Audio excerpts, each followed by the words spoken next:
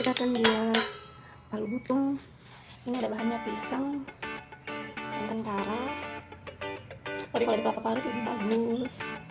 Lalu ini kita terigu, pas santan karanya dituangkan ke sini ya. Ini lagi caranya tadi saya sudah buang. Lalu santan karanya saya ambil di tempat yang kecil. Ini saya tambahkan terigu supaya terigunya larut.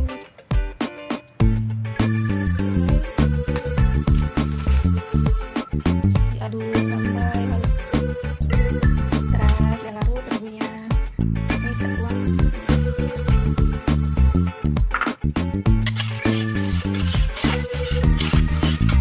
Ini kita siapkan butung maizena.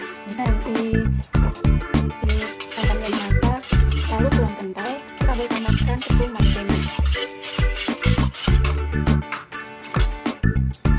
Kita simpan sedikit airnya jika nanti kurang kental ya, bisa tambahkan maizena. Kita tambahkan gula. Nanti pas santannya dimasak, kalau kurang manis, gulanya ditambahkan saja.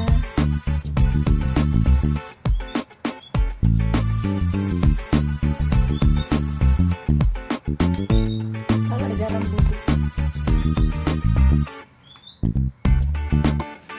Jadi santannya saya masak ya, tadi agak cair, lalu saya tambahkan tepung maizena.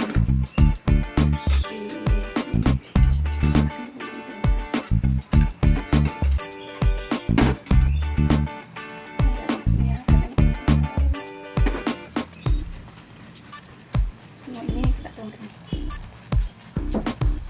Teksturnya sudah kental ya.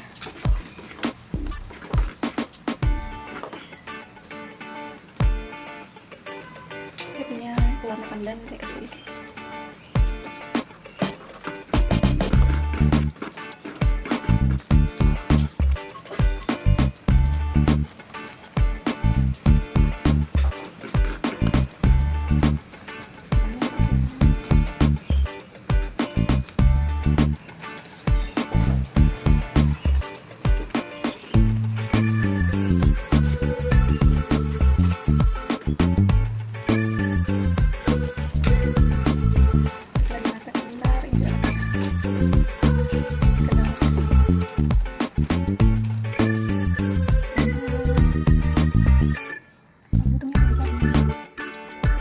Pallubutung khas bugis.